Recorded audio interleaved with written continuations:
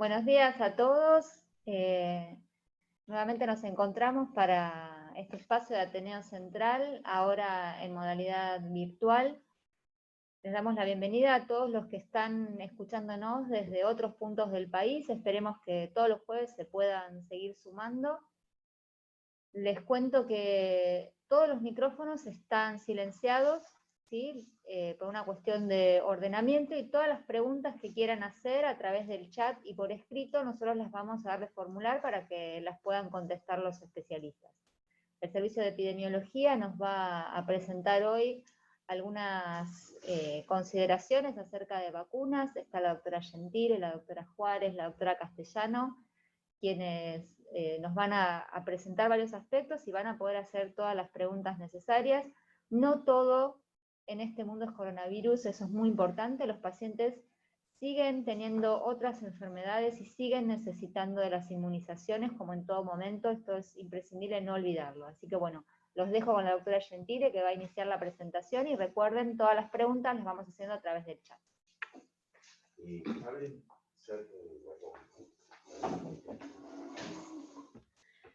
Bueno, buenos días a todos. Un abrazo virtual, bien acorde a las épocas que vivimos, ¿no es cierto? Creo que para nosotros un desafío este Ateneo, fundamentalmente porque quisimos posicionar otra mirada en la población pediátrica. Primeramente contarles que el país está viviendo una situación epidemiológica en la cual no es homogénea en todo el territorio, sino que por el contrario, hay jurisdicciones que se encuentran en una fase determinada, con cierta flexibilización de las actividades, y otras con mayor riesgo, como es la zona metropolitana, Chaco, Ushuaia.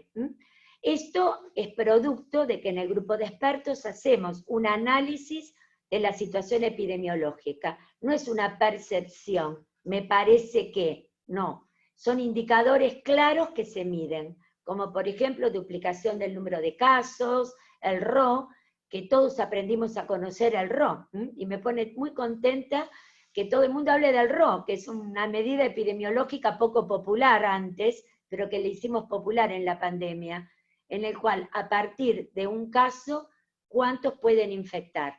Y eso es muy importante porque forma parte del paquete de indicadores que se analiza para ver la situación. Evidentemente el área metropolitana es una situación diferente a muchos lugares del país, pero sin embargo es muy importante entender la realidad pediátrica. En el grupo de expertos lo posicionamos perfectamente y decimos, es una pandemia silenciosa para los chicos, porque miramos los cuidados críticos del adulto, las camas pediátricas no se contabilizan fundamentalmente cuántas camas hay para atender neumonía del adulto, cuidados críticos del adulto, qué hacemos, y los chicos son una pandemia que la viven en forma silenciosa. Y somos los pediatras la voz de los chicos. Los chicos se tienen que controlar y se deben vacunar. No pueden llegar a los centros, a las instituciones, con patología que se podría haber manejado más oportunamente. Y llegan con situaciones, a veces incluso de cierta gravedad, que se puede evitar perfectamente. Los hospitales son un lugar seguro, hacemos triage, se trabaja, es decir, trabajamos, y concretamente ahora un mensaje desde nuestro hospital, estamos trabajando muy fuertemente en equipo para brindar lo mejor a los chicos y a las familias que se acerquen, y lo mejor también para nuestro personal de salud. El área de epidemiología tiene en este momento un rol clave para muchas de estas actividades, y quisimos compartir con ustedes algunas cosas, algunas muy sabidas, otras menos sabidas y otras que preocupan. Y juntos seguir avanzando.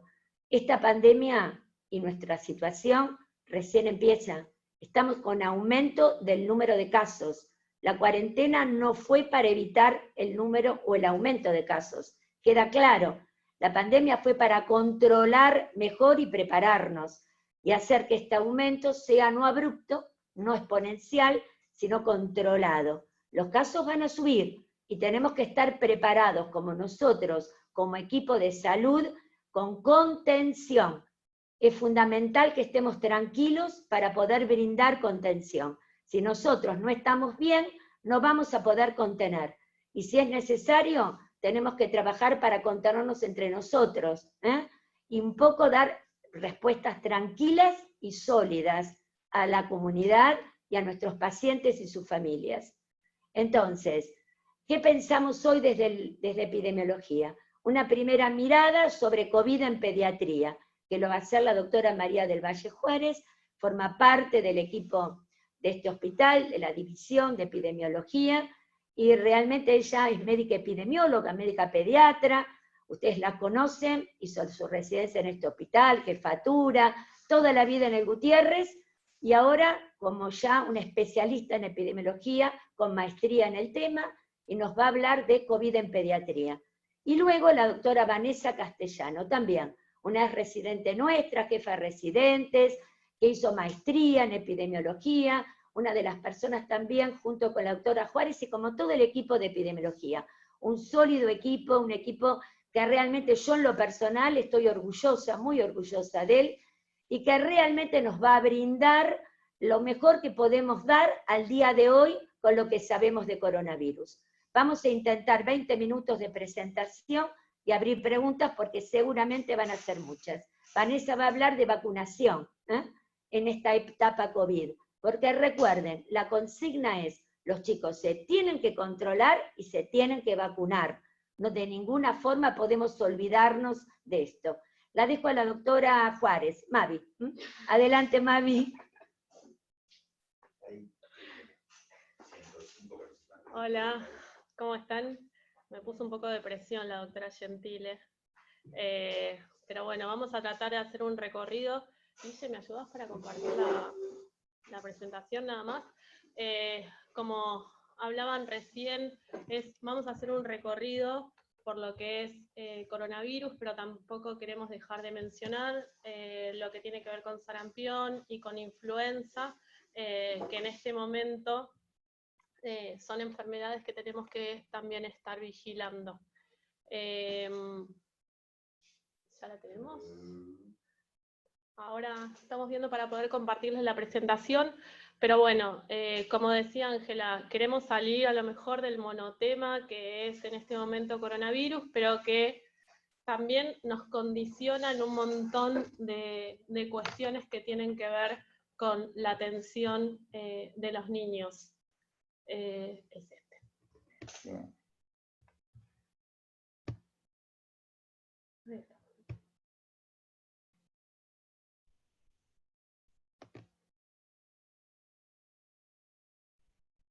Ahí estamos. Ay, perfecto. Bueno, ahora sí están todos viendo la presentación. Entonces, como les comentaba, el contenido de la charla va a pasar por COVID-19, la mirada epidemiológica de algunas cosas que quisimos resaltar, como las características de la respuesta inmune y los test diagnósticos, pero con esto que les comentaba, una mirada epidemiológica para ver para qué nos sirve y hacia dónde vamos. La situación en sí, las características de la infección en pediatría, las estrategias que se están haciendo de contención y también para poner en agenda de nuevo sarampión e influenza, que son dos enfermedades que tenemos que tener bien a la vista, sobre todo en pediatría. Entonces, con respecto a la situación de COVID, esto ustedes ya lo saben, el 30 de enero la Organización Mundial de la Salud declara la emergencia de salud pública de importancia nacional, la enfermedad producida por un nuevo coronavirus, que fue el SARS-CoV-2, que lo que tiene de diferente al ser un nuevo virus que se introduce en la comunidad es que de repente toda la población mundial es susceptible al mismo tiempo, ¿sí? Ese es el gran problema de los nuevos virus que empiezan a aparecer. Entonces vamos a tener diferentes fases en una pandemia, que ahora ya todos estamos, como decía Ángela, estamos bastante familiarizados con un montón de términos que a lo mejor hasta hace un tiempo nos resultaban un poco más ajenos, que son las etapas de contención, mitigación y transmisión generalizada. En este momento nosotros estamos en la etapa de contención. ¿Qué tiene que ver la etapa de contención? Tiene que ver con la vigilancia activa y detección temprana de los casos, el aislamiento y manejo de contactos y el seguimiento de contactos. la idea de esta fase es evitar la propagación, ¿sí? Ahora lo vamos a ver, pero esto que se habla todo el tiempo de achatar la curva, de hacer que no se produzca ese pico que pueda colapsar el sistema de salud. Pero algunas cosas que les queríamos comentar tienen que ver con la estructura viral, pero no me voy a meter en cosas de los especialistas, pero es para saber en dónde nos puede ayudar el conocimiento de la estructura viral para encontrar una vacuna, encontrar algo que nos ayude a controlar esta enfermedad. Entonces ustedes están viendo a la izquierda la estructura del SARS-CoV-2. Ahí lo que quiero que vean especialmente son la proteína de la espícula, que es la que está entre paréntesis que dice S. Ahí van a ver ese celeste, es el receptor que ayuda a ingresar, a hacer la unión a las células, ¿sí? Este se supone que es el target fundamental. Ah, perfecto, así les voy mostrando. Entonces, este se supone es el target fundamental que tienen por ahora las vacunas que están en estudios, ¿sí? Estudios previos que se hicieron, a ustedes les debe sonar el SARS, el MERS, que era el de Arabia, que ya tienen casi 20 años de estudio encima y mostraron que la proteína S era el objetivo ideal para la fabricación de una vacuna. Esta proteína interactúa con el receptor de la angiotensina 2 y los anticuerpos dirigidos a la espiga podrían interferir en la unión neutralizando el virus. Entonces este sería el target principal que se podría usar para la elaboración de vacunas. Ustedes en el medio de la diapositiva lo que están viendo son los diferentes tipos de vacuna que se están haciendo, desde vacunas RNA hasta vacunas vivas atenuadas, o sea, todo eso es lo que en este momento está en estudio. Pero algo muy importante que les quería decir es lo que ven a la derecha de la diapositiva, que serían las temporalidades que uno puede pensar de la fabricación de una vacuna. No es solamente descubrirla, si bien el SARS se identificó en tiempo récord y la secuencia genómica se puso rápidamente a disposición, lo que tenemos que pensar es que después las vacunas tienen que pasar por los trials clínicos de fase 1, fase 2 y fase 3, licenciarse por las agencias regulatorias, de ahí la producción a gran escala, ¿sí? Recién ahí llegaría la distribución logística, etcétera, de la población. Entonces tenemos que pensar en un tiempo de alrededor entre 6 y 18 meses, ¿sí? Entonces por ahora, también no teniendo ningún tratamiento que haya demostrado ser efectivo específicamente contra la enfermedad, por ahora el aislamiento es la única medida de protección que estamos teniendo contra esta enfermedad. Entonces, cuando vamos al tratamiento, lo que yo les decía en la fase de contención, lo importante es la identificación temprana de los casos. Ahí entran a jugar todo lo que es la respuesta inmunológica, ¿sí? Y los test diagnósticos ante esta respuesta o ante la presencia del virus. Entonces vamos a tener, por un lado, los test diagnósticos, que es la PCR, que todos estamos muy familiarizados y es lo que estamos pidiendo todo el tiempo, que si ustedes se fijan, la PCR puede ser probablemente positiva entre el día 1 de la enfermedad hasta la tercera semana de evolución de la enfermedad desde el inicio de síntomas, ¿sí? La mayoría de las pruebas se dirigen a uno o más targets, que es lo que recuerdan que vimos en la diapositiva anterior, las diferentes cosas que tenía el virus. Entonces tenemos la nucleocápside, la envoltura, la espiga, contra eso va la PCR. Después otro concepto que es el CT, que cuando uno mira los resultados es el número de ciclos de replicación para producir una señal fluorescente. Es lo que nos va a decir si la PCR es positiva o negativa. Los CT inferiores se relacionan con cargas virales altas, entonces un CT menor de 40 es lo que se va a informar clínicamente como una PCR positiva. Y un concepto importante es, un resultado de PCR positiva, lo que nos dice es que hay material genético en esa muestra. Lo que no nos está hablando es de viabilidad de ese virus, ¿sí? Entonces hay que tener mucho cuidado con las muestras nosotros vemos las muestras de día 14, de día 21, que siguen dando positivas. No en todos los casos quiere decir que ese virus se sigue replicando activamente en el cuerpo. Y después ustedes deben haber escuchado bastante lo que tiene que ver con los test serológicos, que hay un montón. hay comerciales importados de diferentes lugares. Los test serológicos lo que tienen es un uso que es para identificar, es más para estudios epidemiológicos que de diagnóstico. La PCR, el concepto, es para diagnóstico del paciente en el momento. El test serológico se utiliza como un marcador epidemiológico. ¿Qué quiere decir? Yo quiero saber cuál es la circulación de la enfermedad en una comunidad, puedo usar este test. Lo que me va a decir es que tuvo contacto con el virus, los test tienen IgM, IgG, pero no me está diciendo que en ese momento la persona está infectada, ¿sí? Tienen diferentes sensibilidades, pero ya les digo, esto se usa para solamente como marcador epidemiológico. Algo importante que les queríamos compartir, que lo deben haber visto en el fin de semana, la ANMAT validó el uso del NeoKit COVID-19, que es el kit que está producido en Argentina, así que es un orgullo nacional producido por el CONICET, que tiene características diferenciales con la PCR, pero es un test que usan métodos directos, o sea, cuando lo tengamos disponible, este test nos va a marcar la gente que en ese momento está enferma, ¿sí? Entonces, para que empezamos a tener lo que son métodos directos de detección directa del virus o métodos indirectos que miden la respuesta inmune. La respuesta inmune, como veían en la diapositiva anterior, empieza a elevarse después de la primera o segunda semana. Entonces, en la primera semana lo que tenemos que usar siempre son test directos, ¿sí?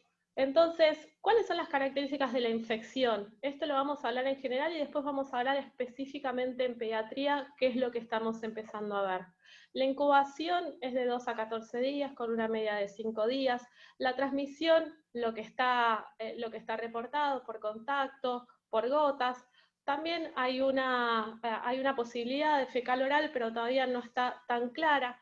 La transmisión asintomática o presintomática es posible, pero por el momento no parece ser la que produzca la mayor cantidad de problemas. El pico de infectividad se da en las primeras 48 horas y las personas sintomáticas son las que tienen cargas virales más altas, o sea que son los más contagiantes, obviamente. ¿Puede haber eventos de superdiseminación? Sí, los hubo en cruceros. Ahora tenemos que empezar a ver el hacinamiento y las cuestiones de vulnerabilidad como eventos tal vez también que puedan comportarse como eventos de superdiseminación. La transmisión asociada al cuidado de la salud, que ustedes acá ven que es un 41%, perdón. Estos son datos de los primeros estudios que se realizaron en China. También tenemos que tener en cuenta que en ese momento se sabía muy poco sobre el virus, era un virus nuevo. Nosotros ahora estamos en otra situación, tuvimos varios meses para prepararnos para tratar de evitar que la transmisión asociada al cuidado de la salud sea un porcentaje tan alto. La transmisión perinatal, en este momento, nosotros decíamos que es poco probable, por ahora no hay ningún reporte que diga que hay transmisión perinatal, y la edad media de afectación del coronavirus es los 50 años, con un requerimiento de terapia intensiva de un 25%, ARM de 10%, pero ahora vamos a ver que las características son diferenciales, lo que es la población adulta de la población infantil o los pacientes que nosotros manejamos, ¿sí? Entonces, ¿en qué situación está la región en este momento? Nosotros estamos bastante preocupados por lo que está pasando en Estados Unidos, Brasil, son los dos países que en este momento son respectivamente el primero y el tercero en el mundo con mayor cantidad de casos. Estados Unidos verifica la ocurrencia del 77% de los casos notificados en las Américas, que en el gráfico de barras es el que ustedes ven como en naranja más oscuro. Eso es lo que está sucediendo en este momento en las Américas. Están aumentando los casos y fíjense que la proporción a nivel mundial también está aumentando lo que se está llevando nuestro continente. En cuanto a los países limítrofes, se destaca el ascenso exponencial que está teniendo Brasil. En este momento, hasta ayer reportaba 241.000 casos y 16.000 muertes, ¿sí? Entonces es algo para empezar a tener en cuenta. Las características diferenciales probablemente también tienen que ver con las medidas diferenciales que se han tomado de distanciamiento o no, que hasta por lo que les explicaba antes, es por ahora lo único que tenemos como para prevenir la infección. En Argentina, Argentina es un país muy grande, ahí estábamos viendo que nos están viendo de otros lugares. Lo que trata de representar este mapa es la afectación por departamentos, ¿sí? Y ustedes van a ver en la izquierda, o sea, acá lo que está todo rojo es lo que tiene que ver con Ciudad de Buenos Aires y el primero y segundo cordón de la provincia de Buenos Aires, que a partir de ahora lo vamos a llamar AMBA, ¿sí? Ahí es donde nosotros específicamente estamos hablando desde el Hospital de Niños Ricardo Gutiérrez, que está localizado en la ciudad de Buenos Aires, es lo que a nosotros nos preocupa. Y fíjense que el 47% de los casos tenían transmisión en conglomerado o comunitario. Esto es muy diferente si ustedes ven el sur o el norte del país. Cada jurisdicción debe hacer su evaluación de acuerdo a sus propios datos para ver en qué situación están, para evaluar las medidas que posteriormente hay que tomar o no. Entonces, para darles una perspectiva de la situación nacional, hasta ayer a la noche eran 9.238 casos positivos en el país. Hay más de 1.000 niños o menores de 19 o menores que representan el 11,4%. Es un porcentaje bastante elevado de acuerdo a los reportes que nosotros vemos de otros países. Esto puede tener que ver con en qué comunidades se está afectando. Tenemos que ir haciendo un seguimiento, pero es bastante más de lo que esperábamos que ocurriera en pediatría, según otros reportes. Con respecto a la circulación comunitaria, más del 30% de la jurisdicción ya tienen circulación comunitaria y se registraron 474 casos fallecidos, ya les digo, hasta el reporte de ayer a la noche. ¿Se acuerdan que les hablaba del AMBA? ¿Sí? Esto es lo que está pintado de colores oscuros. Este es nuestro gran problema y fíjense cómo se despegan si uno mira las curvas epidémicas por jurisdicción, cómo claramente se despegaron provincia de Buenos Aires y ciudad de Buenos Aires, sobre todo la ciudad de Buenos Aires, ¿sí? A la derecha van a ver pirámides poblacionales de casos confirmados, la afectación parece ser igualitaria por sexos, fíjense que la menor carga de enfermedad se la llevan los niños, pero que no es para nada despreciable por lo que les decía antes, y en cuanto a la pirámide de personas fallecidas, sí tienen mayor mortalidad en los hombres, pero fíjense que es absolutamente diferente la pirámide, o sea, la mortalidad se ubica sobre todo en los mayores de 50 años. Acá está, perdón, mayores de 60 años es donde se hace la diferencia y sobre todo a expensa de los hombres. Entonces, el mayor número de casos se ubica en el grupo de 20 a 50 años con una mediana de 42 años, pero la mayor tasa de incidencia de enfermedad, de mortalidad, perdón, se da en los mayores de 70 años. Entonces, ¿qué es lo que está pasando en pediatría? Esta es la última actualización del Ministerio de Salud. Fíjense que el reporte es del 26 de abril. Mucho ha cambiado desde el 26 de abril hasta la fecha. En ese momento había confirmados 152 casos. Hoy les estaba diciendo que ya tenemos más de 1.000, pero sirve como para darles un perfil de lo que está pasando en pediatría. Entonces, en pediatría sí lo que se vio que es de los casos que estaban notificados, la mayoría tenía una insuficiencia respiratoria aguda, o sea, los síntomas más frecuentes fueron fiebre, tos y odinofagia. El 75% de los casos presentan síntomas leves por ahora, 22% moderados, y hasta el reporte del 26 de abril, solo 3 pacientes habían reportado síntomas considerados graves. Lo único que es más llamativo que los síntomas considerados graves fueron niños que tuvieron confusión mental o convulsiones y no había registrados hasta esa fecha insuficiencias respiratorias agudas. Entonces hay que abrir un poco el abanico. Estamos en este momento aprendiendo mucho sobre pediatría. Lo que les decía antes, los reportes de otros países no tienen tanta porcentaje en los pediátricos como estamos viendo nosotros acá en Argentina. Pero ¿qué nos está pasando en el hospital? Esto creo que es bastante, muestra la situación entre la semana 1 y la 20. En azul van a ver las barras que corresponden a los casos de IRAG, o sea, infecciones respiratorias agudas graves. Estos son niños que se internan por bronquiolitis o por neumonía. En el 2019, hasta esta fecha, ya había 89 casos internados. En 2020, hasta la semana 20, hemos registrado 37 casos de IRAL en nuestro hospital. Y algo que les queríamos mostrar, fíjense, el 2020 es la barra que está en mostaza, bueno, en verde, la ven ustedes, y cómo baja y desaparecen prácticamente los casos después del inicio del aislamiento social obligatorio. ¿Sí? Entonces, la verdad que el aislamiento social también nos está protegiendo de alguna manera de todos los virus estacionales que estamos acostumbrados a ver en esta época del año. En las últimas 4 semanas solo observamos 3 internaciones por IRAL. Tenemos muchas más internaciones por sospecha de coronavirus o por coronavirus, pero por neumonía o bronquiolitis son las 3 internaciones en un hospital de tercer nivel. ¿Y qué pasa con la circulación viral cuando la comparamos lo que pasaba el año pasado a esta altura con lo que está pasando este año? Fíjense que el año pasado, si bien la circulación de sincicial se adelantó y empezamos a registrarla en la semana 15, nosotros por datos históricos que tenemos de la base que llevamos desde el año 2000, podemos decirles que alrededor de la semana 19 es el inicio de la temporada de sincicial para nosotros. Y fíjense que en la curva de abajo van a ver que en las últimas semanas no hemos tenido ningún registro de IRAL asociadas a adenovirus, ni sincicial, ni parainfluenza, ni influenza A o B. ¿Sí? Esto también tiene que ver, o es lo que nosotros pensamos, tiene mucho que ver con el aislamiento social obligatorio y esto de proteger a los niños, tal vez los estamos protegiendo también de esto.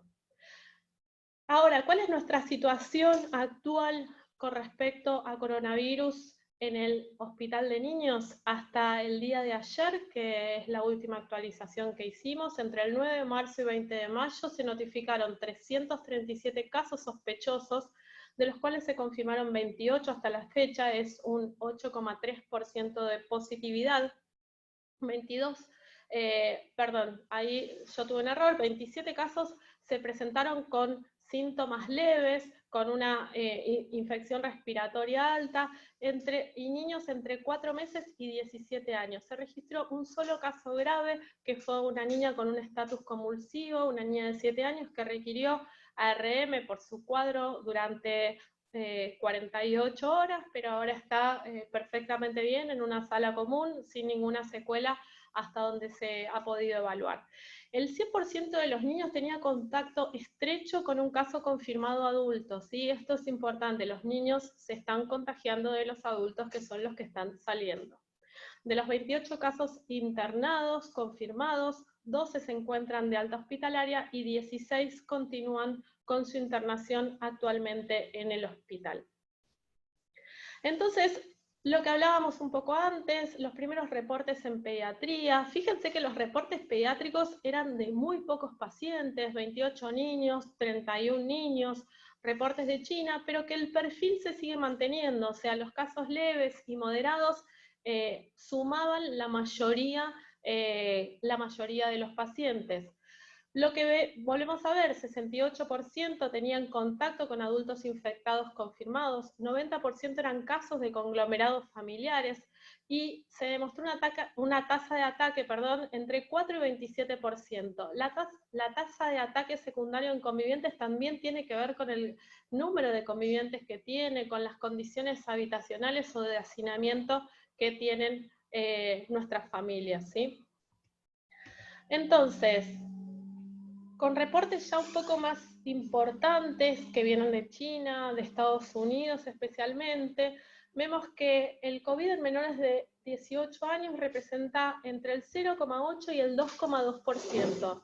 Recuerden que nosotros, lo que les acabo de mostrar, que nosotros en Argentina tenemos un 11%, o sea que es, la verdad, una proporción muchísimo más importante de lo que reportan otros países. La incubación se repite entre 2 y 14 días, como lo habíamos visto antes. La prevalencia de infección asintomática, la duración de la infección presintomática aún no se conoce bien, sabemos que es una posibilidad, pero no parece ser el driver que haga que aumenten claramente los casos. La media de edad es diferencial de acuerdo a cada país que está reportando, 7 años en China, chicos más grandes en Estados Unidos.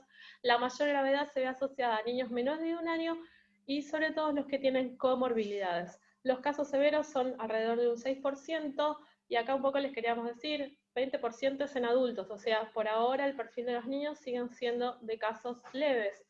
Aún no existe tratamiento específico, como lo habíamos hablado, y hay una clasificación muy interesante que hace la gente de China sobre 731 casos confirmados de la enfermedad, en la que podemos ver que de asintomáticos ellos registraron un 4% solamente, la mayoría se ubican entre leves y moderados, los severos son un 5% y menos del 1% son casos críticos que requieren terapia intensiva con disfunción multiorgánica o síndrome de estrés respiratorio agudo. Entonces, si tratamos de ir a buscar lo que son los casos graves o críticos en pediatría, un estudio multicéntrico que se hizo en Estados Unidos y Canadá detectó 48 niños que requirieron cuidados intensivos, la media de edad fue de 13 años, el 83% tenían comorbilidades. Cuando uno ve a qué le llamaban comorbilidades, son es una definición muy linda, pero dice los chicos médicamente complejos, o sea que juntaban varias comorbilidades, pero después también se asociaba con la inmunosupresión, obesidad, diabetes, antecedentes de convulsiones o cardiopatías congénitas. Los que ellos vieron en terapia, el 73% tuvo síntomas respiratorios, casi un 40% con requerimientos de ARM. Entonces, requerimiento de hospitalización, los reportes en general nos hablan de un 6 a 20%. Nosotros en este punto tenemos, sobre todo en nuestro hospital y en la ciudad de Buenos Aires, en el AMBA, tenemos un sesgo porque nosotros estamos internando a todos los niños independientemente de su cuadro clínico. No es que los estamos internando por alguna característica clínica preocupante, sino que tiene que ver más que nada con evitar la propagación de la enfermedad y asegurar el aislamiento correcto de los niños. Con respecto al requerimiento de cuidados intensivos, hasta un 2% es lo que está descrito, y reportes de fallecidos hay muy pocos, hay 3 casos en Estados Unidos, 1 en China, pero bueno, con lo que es pediatría estamos aprendiendo en el día a día. Y en esto de estar aprendiendo en el día a día, el 15 de mayo salieron los reportes que hablan de una enfermedad Kawasaki-like, ¿sí? Que empezaron a ver sobre todo en Europa. Lo describieron primero los italianos, ahí les dejo la cita, la verdad es un estudio que está muy interesante. Hicieron un estudio de pre y post comienzo de la pandemia, en el que vieron que la incidencia de Kawasaki se les multiplicaba por 30, es una enfermedad de muy baja incidencia, ¿sí? Recuerden que enfermedades de baja incidencia, cuando tengo 2 casos más, la incidencia sube exponencialmente, pero bueno, de cualquier manera vieron 30 veces más que lo que estaban viendo previo a la pandemia. Son chicos más grandes, que no es lo que estamos acostumbrados a ver con Kawasaki, y de mayor gravedad, o sea, son fallos multiorgánicos. Entonces, la verdad que les recomiendo la lectura de este artículo, es muy interesante, y a partir de los diferentes reportes que se vieron, ahí van a tener como disponibles todo lo que tiene que ver con el Centro de Control de Infecciones de Europa. Está muy interesante las guías que hicieron los ingleses, después ahí está el estudio de Italia. Lo mismo pasó con el CDC, la Academia Americana de Pediatría hizo también su reporte. Finalmente, la OMS, el 15 de mayo, saca la definición de caso sospechoso de este síndrome inflamatorio multisistémico. ¿Sí? Ahí van a tener las características, que es fiebre mayor de 3 días, con diferentes criterios clínicos y marcadores de inflamación, ninguna otra causa evidente de esta enfermedad, y la evidencia acá es algo interesante, que es de infección aguda o haber tenido el antecedente de la enfermedad.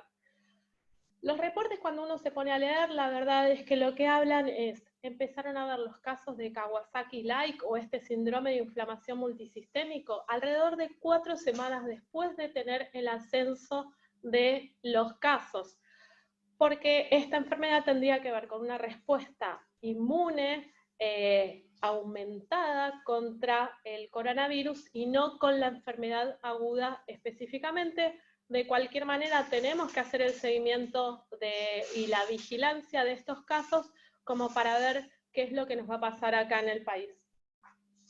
Entonces, hablamos de detección temprana de casos, atención adecuada, reducir el riesgo. Este gráfico ya lo vieron varias veces. Lo que queremos hacer hincapié es que todos estos datos que tenemos son gracias a que están cargados en el Sistema Nacional de Vigilancia de la Salud, el SNVS 2.0. Este gráfico lo que les quiere mostrar es cuáles serían los diferentes escenarios si yo tengo solamente un 10% de la gente confinada o un 50% de la gente confinada. Esto es achatar la curva. Entonces, ¿cuáles son los indicadores epidemiológicos que nos indican que la curva se va aplanando? Un testeo sensible, que se confirmen 10% o menos de los casos, o sea que la sensibilidad sea alta, la medición del número reproductivo, que es lo que hablaba Ángela del R0, el tiempo de duplicación de casos, la tasa de mortalidad, las camas ocupadas en terapia intensiva y clínica, las consultas en guardia. Esos son indicadores duros que nos van a hablar de en qué situación estamos. Entonces, tiempo de duplicación, porcentaje de confirmación. A mayor tiempo de duplicación quiere decir que yo estoy aumentando los casos en un tiempo más aumentado. Entonces quiere decir que la curva se puede ir aplanando. Fíjense que esto es el reporte que había hecho el presidente el 8 de mayo. En ese momento el AMBA tenía un tiempo de duplicación de casi 19 días. En este momento el AMBA está en un tiempo de duplicación de 11 días. Quiere decir que está aumentando el número en menor tiempo. El 67% de los casos de Argentina están residiendo en Cava y en la provincia de Buenos Aires. Está muy asociado a lo que son los barrios vulnerables con condiciones habitacionales diferentes. Y estos diferentes criterios que estábamos viendo recién son los que nos van a definir en qué fase de aislamiento nos vamos a ubicar. Por ahora estamos en la fase 4, en la fase 3, perdón, pero bueno, la idea es poder quedarnos en esa fase, pero el seguimiento de la vigilancia clínica es la que nos va a decir cómo nos vamos a ir moviendo en este esquema. Entonces, no les quiero dejar de hacer mención, sarampión, la situación epidemiológica que tenemos nosotros en el país desde el año pasado, 106 casos en el año 2019, hasta la semana 17, 58 casos. El último caso de sarampión se registró el 12 de marzo. Necesitamos pasar 3 periodos libres de la enfermedad para dar por terminado el brote y no perder el estatus de país que haya eliminado el virus. Los casos confirmados, por supuesto, se presentaron en su mayoría en los menores de 1 año, pero fíjense que todas las edades fueron afectadas por este brote y 26 cadenas de transmisión fueron identificadas. El 77% de los casos se asoció con personas que no tenían absolutamente ninguna dosis de vacunación. Solo en 16 no les correspondía por edad, todos los demás son esquemas absolutamente incompletos. Las coberturas de los últimos años, sobre todo de los últimos 2 años, fíjense que están muy por debajo de lo que uno esperaría para poder conseguir un efecto rebaño que proteja a las personas que no podemos vacunar o que por alguna razón tienen contraindicación de la vacunación. Las acciones de control de brote también están por debajo de lo que nosotros esperamos para hacer el control de la enfermedad. Y con respecto a la situación de influenza, si bien todo se lo está llevando en este momento el coronavirus, que son las barras que ustedes ven en celeste, hasta la semana 11 o semana 13 estuvimos viendo circulación en algún punto de otros virus, sobre todo adenovirus para influenza y influenza, que en estas primeras semanas se produjo circulación en su mayoría de influenza B. Entonces vamos a ver que la influenza B se llevó el 67% de los casos, influenza A el 22% y H1N1 un menor porcentaje. Entonces, lo mismo, acá ahora Vanessa les va a hablar específicamente de lo que es coberturas, pero si bien estamos llegando al final de la temporada de vacunación con coberturas aceptables, nuestro problema sigue siendo tratar de conseguir las coberturas aceptables en el tiempo óptimo, en el tiempo del comienzo de la circulación de la enfermedad de influenza. Así que por ahora muchas gracias y después quedamos para las preguntas.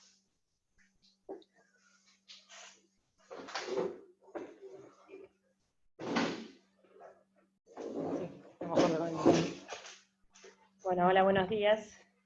Gracias por todos los que están conectados. Vamos a presentar la segunda parte del Ateneo. Gracias, Mavi. Excelente tener toda la consolidación de los datos súper interesantes para seguir esta pandemia de cerca. Yo ahora les voy a hablar de un tema muy importante, que es cómo nos manejamos con las vacunas. Esta es la última presentación. Esta es la última. No, esta es la última. ¿Está bien esta? No, esta es la última. No. A la última. Vamos con la primera diapo. Ahí está, ya igual. Bueno, voy a tratar de ser breve, a los fines de cumplir con los tiempos. Ahí está.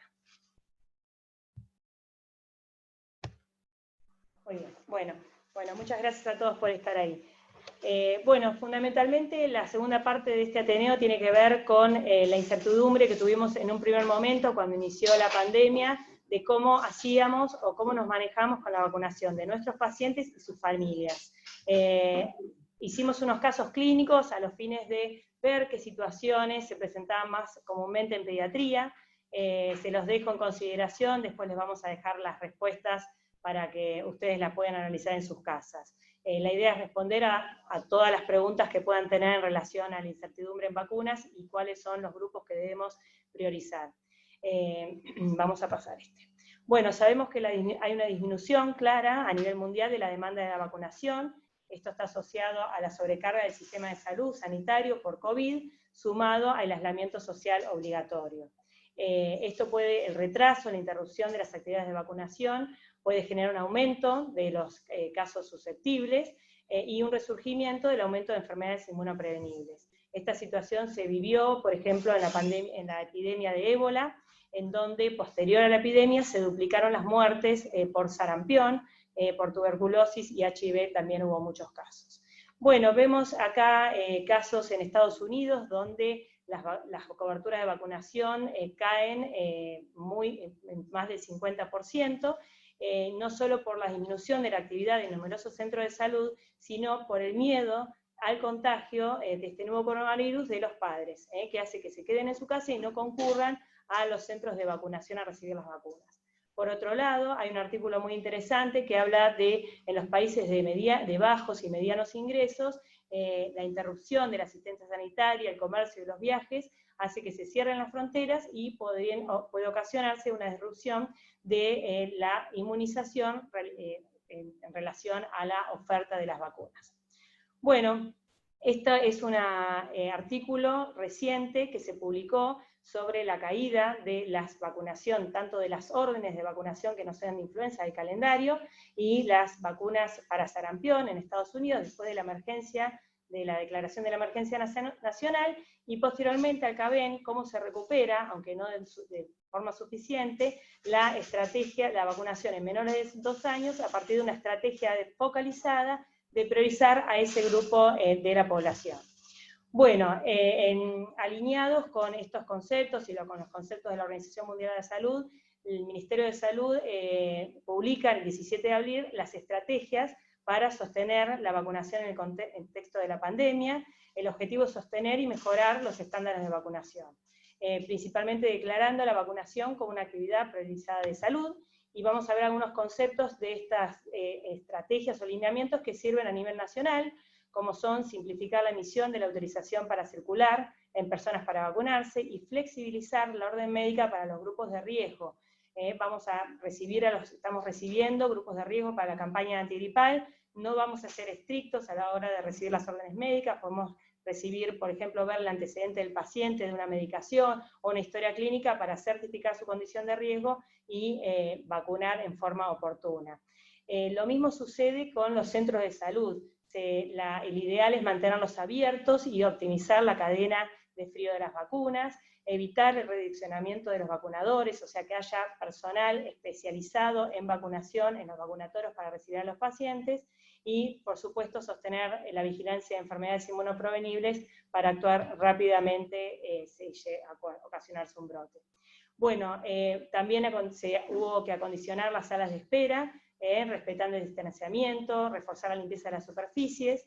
Hay que evitar actividades masivas de vacunación para evitar el contagio de coronavirus. Esa foto que ven es la foto de la campaña que se llevó a cabo de vacunación antigripal en el personal de salud en el hospital, en donde movilizamos mucho personal, al cual estoy agradecido, para vacunar en forma segura a aproximadamente unos 2.000 trabajadores de la salud en un tiempo récord.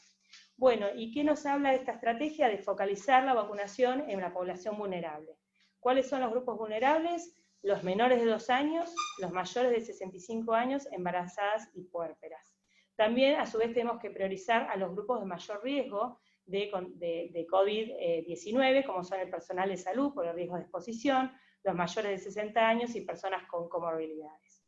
Asimismo, como les comentó Mavi, la estrategia de sostenibilidad de eliminación de sarampión continúa en nuestro país y hay un brote que todavía aún no está cerrado en nuestra región, lo cual en aquellos pacientes que viven en zonas de riesgo deben recibir todavía su dosis 0 y su refuerzo posterior de vacuna de sarampión posterior año de vida.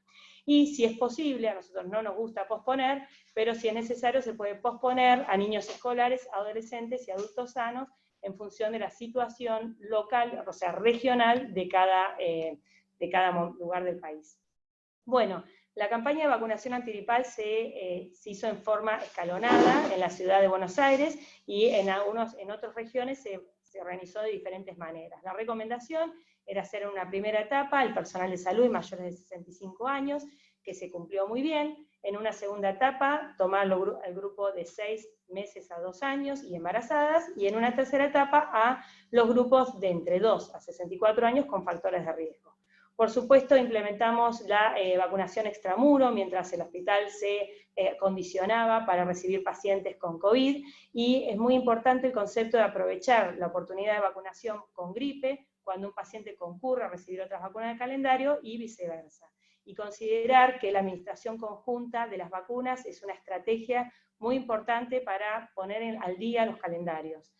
Además de que no es necesario respetar ningún intervalo con las vacunas antigripal y el resto de las vacunas del calendario, si no se dieron en el mismo momento.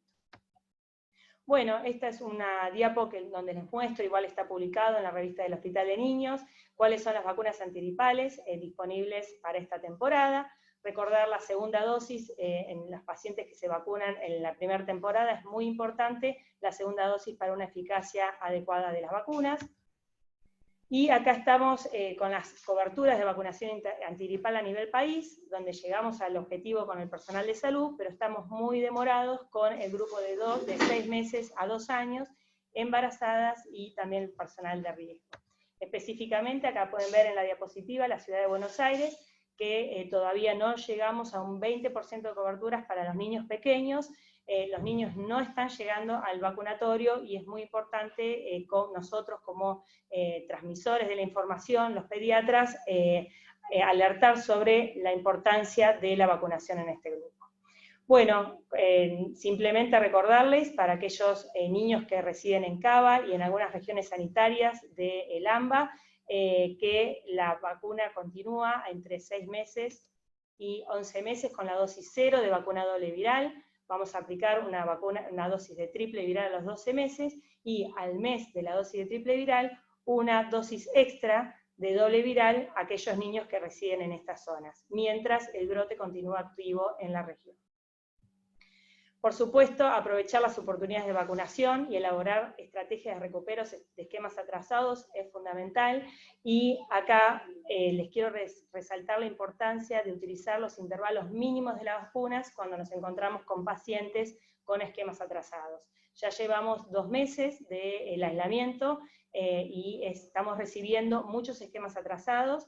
Les quiero remarcar la importancia de que pueden recibir, no hay un límite del número de vacunas que se pueden dar en el mismo momento.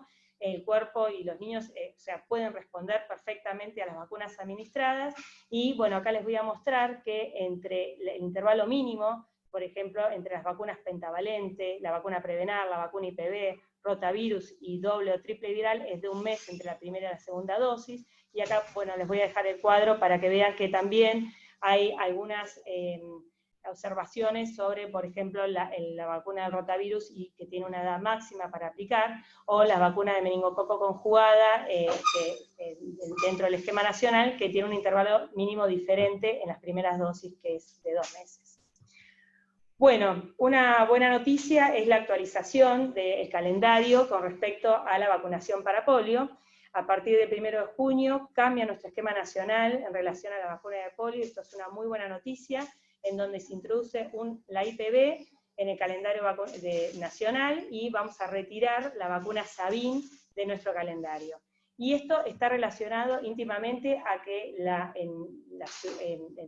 la Argentina no quiere tener ningún caso de polio por virus derivados de las vacunas. Ustedes saben que tenemos el polio salvaje, que está solamente en 3 países, que está en plan de erradicación, solamente tenemos el tipo 1, en 3 países endémicos, Nigeria, Afganistán y Pakistán, y por otro lado tenemos parálisis relacionadas a la vacunación con Sabin, ya sea la parálisis asociada a la vacuna o la parálisis por polio derivados.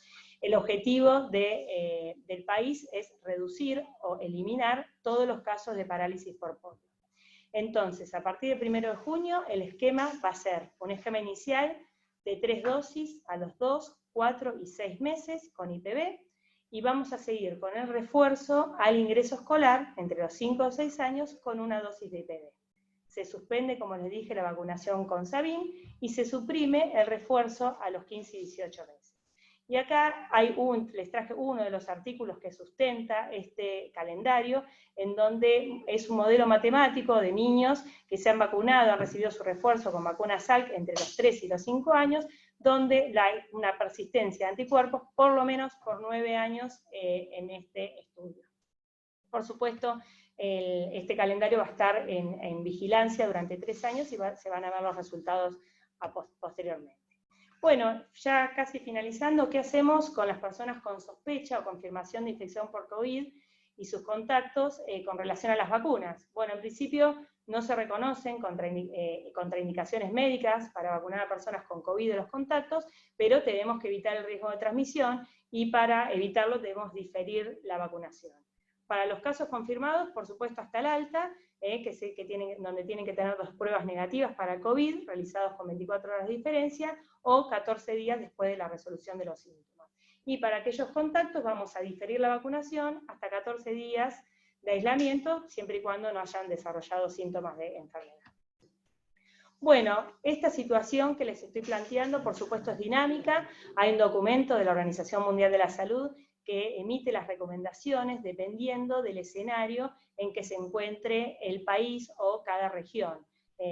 Ustedes fíjense acá, si la capacidad del sistema de salud está intacta y la presentación de servicios esenciales de salud continúa, la vacunación se va a realizar en puestos fijos, puestos móviles, y se va a hacer actividad de extensión de cobertura. Cuando no sea posible la prestación de servicios en forma limitada, cuando solo sea posible la prestación en forma limitada, vamos a priorizar la vacunación en poblaciones vulnerables con mayor riesgo de morbilidad. Y cuando ya haya una transmisión importante y la vacunación no pueda realizarse, se van a suspender las actividades de vacunación.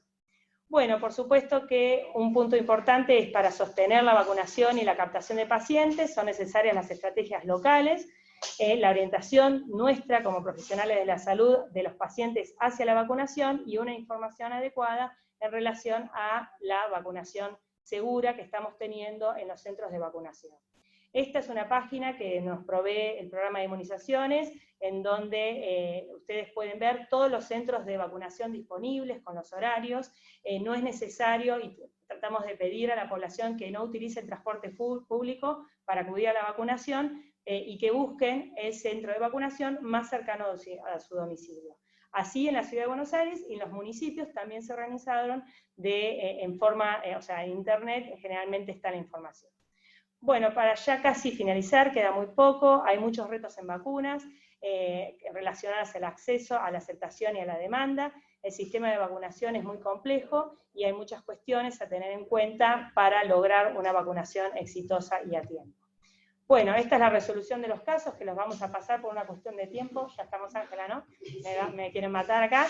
Y bueno, la última recomendación es que, bueno, durante la pandemia no dejar de recomendar la vacunación. Acá les dejo el contacto del mail del vacunatorio, donde nos pueden hacer las consultas, tanto los pacientes como los profesionales de la salud, y por supuesto con todos estos cambios de calendario y los esquemas atrasados, sabemos que necesitan orientación y bueno, estamos disponibles para responder las preguntas, ya sea ahora o después por mail, por un tema de tiempo. Bueno, muchas gracias.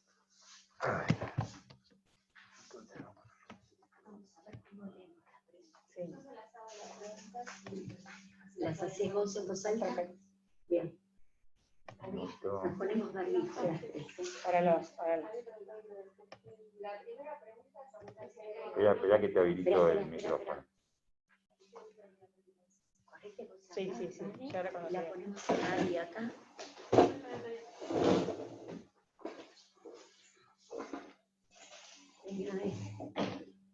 ¿Estamos acá? Oh, no se ve nadie. No, Marito.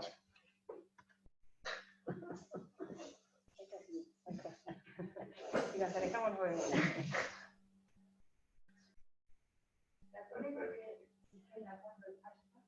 Bueno, hay varias preguntas que voy haciendo Dale. intercaladas. La primera, siguiendo con lo que hablaba Vanessa. Si los familiares de inmunosuprimidos deberían ser vacunados también.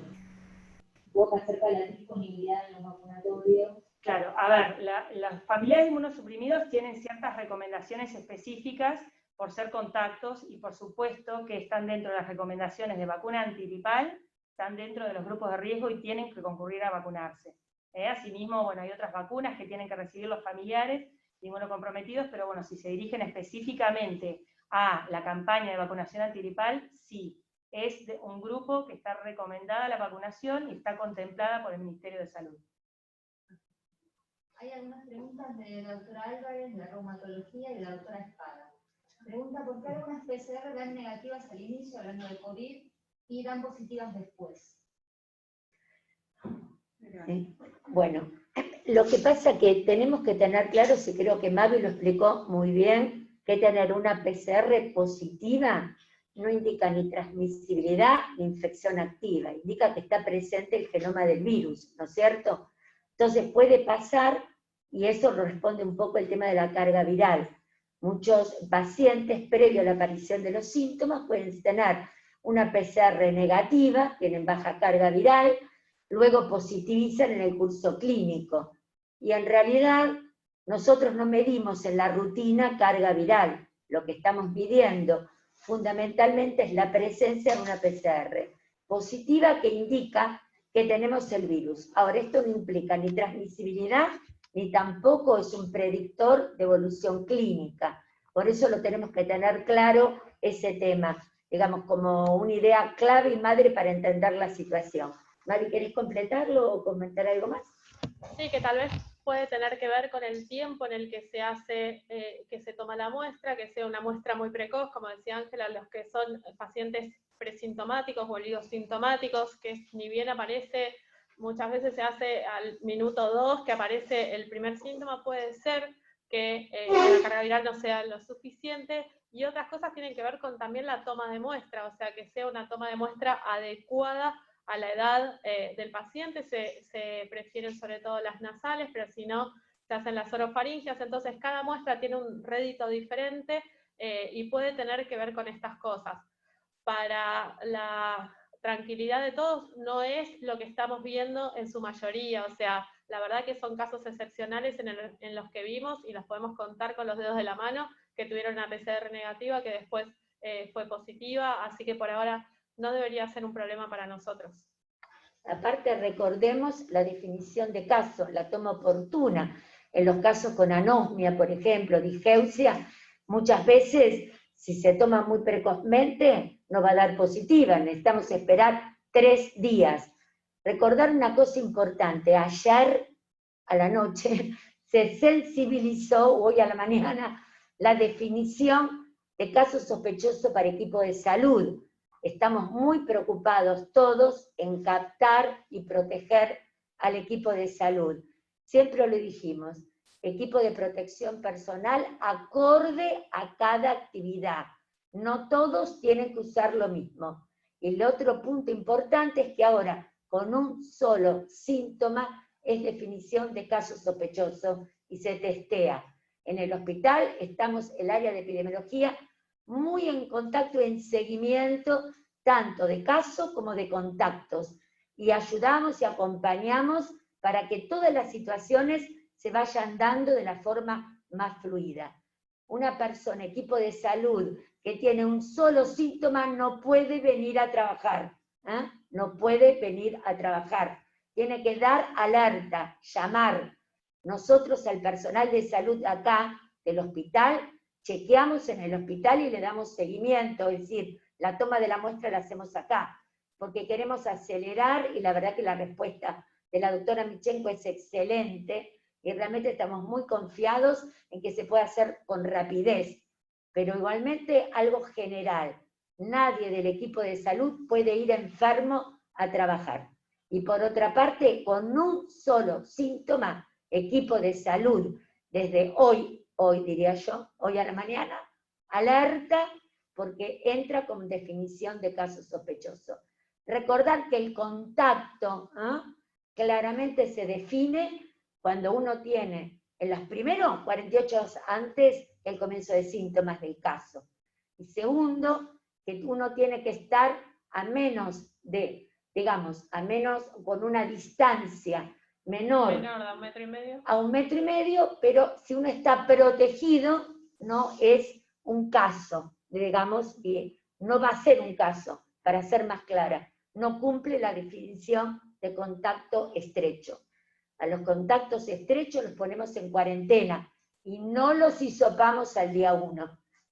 Eso es otra fantasía. Tomar y hacer el listado de contactos y decir, me quiero hisopar, no sirve para nada, porque al día 1, cuando uno es contacto, es altamente probable que le dé negativo. Entonces recordar, si atendemos adecuadamente vestidos, con barbijo, con máscara, en el área ambulatoria, cada uno lo que necesita, ¿no es cierto? Eso tiene que estar claro. Si cada uno se protege de acuerdo a la actividad que haya, es mucho más sencillo manejar las situaciones intra-institución. Tengo un par de preguntas con respecto al diagnóstico. Preguntan si un paciente que está recibiendo gamma globulina puede alterar una prueba serológica posterior para COVID, ¿sí? Tanto IgM como IgG, en el diagnóstico pueden estar alterados. Y también, con la serología, que en el síndrome sistémico Kawasaki Light, deberíamos pedirle una serología para COVID, dado que se produce a las 4 semanas de inicio del proceso. Sí, teóricamente la administración de inmunoglobulina podría interferir con la prueba, si bien la mayoría de las personas que hacen la dación o a partir de las que se obtienen los anticuerpos seguramente no hayan tenido contacto con este virus, uno teóricamente puede pensar que habría interferencia. Con respecto a la prueba de serología, todavía no la tenemos disponible, o sea, es lo ideal para los casos de Kawasaki, así que nosotros también estamos haciendo las averiguaciones como para tenerlo disponible en el hospital o ver a dónde se puede realizar, porque sería muy importante para el diagnóstico de estos niños, porque lo que les contábamos antes, se supone que es algo posinfeccioso y que la serología sí está positiva en la mayoría de los casos y no tanto la PCR o el antecedente de contacto. Lo que yo quiero agregar, este tema de Kawasaki Light, que es algo nuevo realmente, tanto en el hemisferio norte, que dio los primeros reportes, como para nosotros que estamos acá. Ya la OMS dio la definición de caso sospechoso, y el Ministerio de Salud está armando el sistema de vigilancia, y ya está la definición de caso sospechoso. Esto es como un día a día, realmente, un día a día. No hay nada muy armado todavía porque es lo que estamos aprendiendo con estos temas. Nosotros realmente el hemisferio norte lo tuvo y lo decía mucha gente experta del hemisferio norte, el doctor Martinón, que trabaja en Madrid, digamos, mucha gente que está en este momento en contacto con toda esta situación. A mí me lo decía claro, lo vimos cuando bajó el número de casos, ya cuando los chicos se estaban recuperando. Acá estamos en otra situación, estamos aprendiendo. Es por eso que vamos a tomar la definición del OMS y es el Ministerio de Salud el que ya lanza la definición de caso sospechoso y obviamente se trabajará en el hospital en conjunto como hacemos siempre. El Departamento de Medicina, el área de Virología y el área de Epidemiología atentos a esta situación. Por el momento, vigilancia epidemiológica y atentos a tanto en la notificación para dar el alerta como en el seguimiento clínico del paciente. El hospital tiene altísima, digamos, experiencia en este tipo de manejo de síndrome de Kawasaki. Basta recordar todos los reportes del doctor Baester, de la doctora Baliani, y lo comento porque realmente ellos han trabajado muchísimo en el tema, y es muy importante reconocer todo su trabajo previo. Así que seguramente nos van a ayudar y nos van a dar mucho sustento a toda esta etapa nueva que se viene, que realmente es nueva para todos, no la conocemos. Estamos caminando, es un día a día. Volviendo al diagnóstico, preguntan acerca de la sensibilidad y especificidad de la PCR que estamos utilizando, compararla, si es posible, con el NeoKit y si va a ser utilizado el NeoKit a nivel del sistema público. Bueno, las preguntas son como muy específicas de virología, así que le vamos a pedir, le vamos a dejar para las especialistas. Y con respecto al NeoKit, la realidad es que recién esta semana fue aprobado por ANMAT, esto tiene que escalar su producción, ellos estiman que van a tener una producción adecuada, pero hasta dentro de 20 días, un mes, así que ahí veremos en quiénes el Ministerio de Salud decide que se utilice el kit. Sí, el NeoKit, la verdad que lo que tiene de gran ventaja es la rapidez, y aparte de eso, la facilidad para la instrumentación, hasta tal punto que se están pensando en situaciones adicionales. Lo dejo así como una cosa general. Por ejemplo, si en 2 horas uno tiene un resultado positivo, y en la aviación regional, por ejemplo, uno podría pensar, lo dejo picando, como una idea, de que las cosas que uno va pensando con estas cosas nuevas, uno podría, en la gente que va a viajar en vuelos regionales, locales, fundamentalmente, tener instrumentado que en 2 horas previas uno pueda tener con el NeoKit la positividad o no, y podamos saber que va a quedar asintomático para subir un vuelo, por ejemplo, o qué otro tipo de cosas podríamos hacer. Se abre como un mundo diferente, porque tenemos la ventaja de la rapidez y está aprobado por ANMAT. Hay que ver todavía, no está la producción, como dijo Mavi, hay que pensar en otras situaciones, también está todo el testeo en áreas vulnerables, que se podría tener mucho más rápidamente, como se comentó. Es decir, se abre un panorama diferente y hay que estar atentos a todos estos posibles usos o atentos en cómo se va a manejar. Pero recuerden, es una PCR, no es un test de anticuerpos. Bueno, otra pregunta, en realidad más que una pregunta, la doctora Espada comenta si se piensa presentar alguna alerta a la comunidad pediátrica para pensar en COVID y estudiarlo en casos de enfermedad de Kawasaki-Lyle. Como decía Ángela, desde el Ministerio de Salud también se está viendo para incorporar tal vez este criterio a las definiciones de caso pensando en los pediátricos. La realidad es que nosotros tenemos la suerte de estar como unas semanas atrás de lo que está pasando en el resto del mundo, y esto nos da un poco de tiempo para poder hacer los cambios de la mejor manera, así que sí, esa es la idea y seguramente en estos días va a haber alguna novedad. Antes de las últimas preguntas, no quiero dejar de decirles que hay muchísimos mensajes de felicitaciones y agradecimiento por el Ateneo, por la excelencia del mismo, por las exposiciones, así que yo también hago extensiva la felicitación. Preguntan que en varios vacunatorios hay faltantes de cuádruple a nivel privado, ¿de qué manera se puede solucionar esto? Bien, bueno, sabemos que así como el sistema de salud sufre tensiones, los vacunatorios también pueden estar sumergidos en estas tensiones de oferta, demanda de la población. Por supuesto que hay que buscar y ser creativos a la hora de poner al día el calendario de vacunación, ya sea del sistema público o del sistema privado, utilizando la vacuna que tengamos disponible. Si es en el sistema público, ¿qué vacuna es? La vacuna cuádruple, la cuádruple, sí.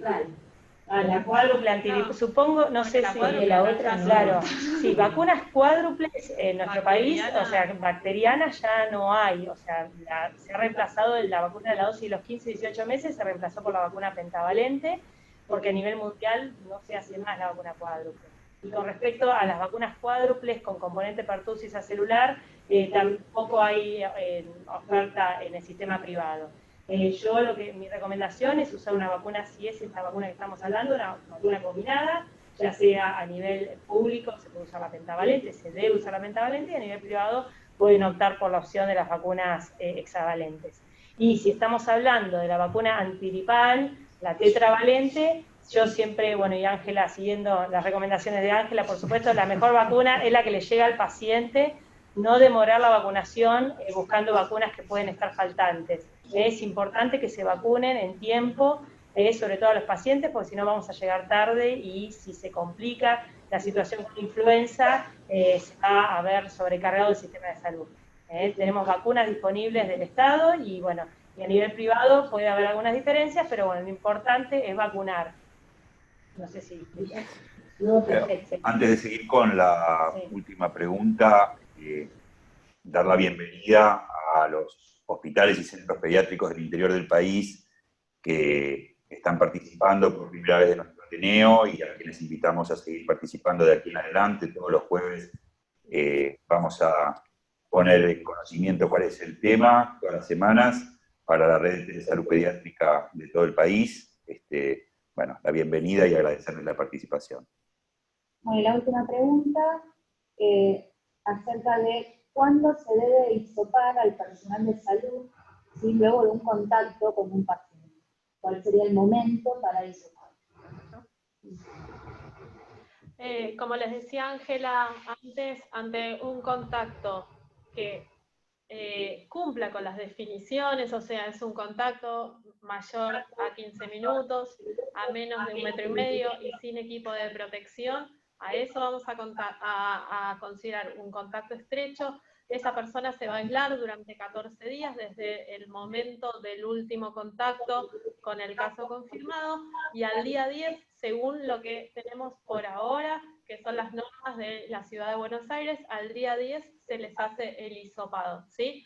Esto, como les decimos todo el tiempo, es dinámico, cambia minuto a minuto. Estas son las normas hasta el día de hoy, el hisopado al día 10, ¿sí? Sí, incluso que es importante los cambios entre jurisdicciones, con respecto a, por ejemplo, a caso. El caso, digamos, cuando ese equipo de salud se reincorpora con una PCR negativa. En la Ciudad de Buenos Aires se pide al día 21, hay otras áreas del país al día 14, depende. Pero el personal de salud se debe reincorporar cuando es caso con una PCR negativa. Y en el caso del contacto, personal de salud se debe reincorporar también con una PCR. Es importante porque ese equipo de salud, está mucho foco puesto en el equipo de salud. Tenemos una definición de caso más sensible, tenemos una mirada mucho más alerta para pensar rápido y les pedimos el uso del equipo de protección personal. Porque a veces uno se acuerda de hacerlo cuando está frente al paciente. Ahí todos los alertas cuando estamos frente al paciente. Después uno tiene una mañana difícil, una tarde, se olvida, y en los cortes nos juntamos a lo mejor tarde, se olvida, hacer otro tipo de actividades, se relaja. Es humano, absolutamente humano, el decir, bueno, ya atendí, me quiero parar, quiero tomar un café, y es ahí donde uno cae y abandona las medidas de protección. El distanciamiento llegó para quedarse. Si no hay vacuna, acá estamos. Y aquí nos vamos a dar con el barbijo puesto. No tenemos otra. Ojalá que el año que viene tengamos una vacuna y estemos en el vacunatorio vacunando miles de personas del hospital. Lo que más queremos es tener vacunas. Pero hoy no tenemos vacunas. Así que, bueno, muchísimas gracias y todo el servicio de epidemiología abierto para cualquier consulta que necesiten. Estamos siempre abiertos y dispuestos a tratar en lo que podemos. Y si no lo podemos responder, lo averiguamos.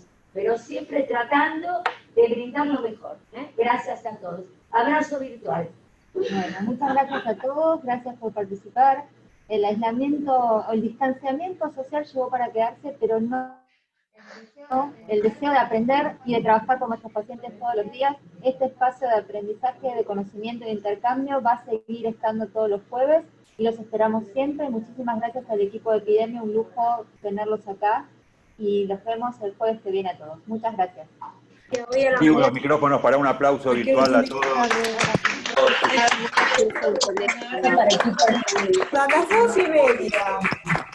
las 2:30. Pago, ¿lo cierro de acá? Yo ya lo sé, yo lo sabía. ¿Dónde? ¿Para qué te crees que me levanto la hora final?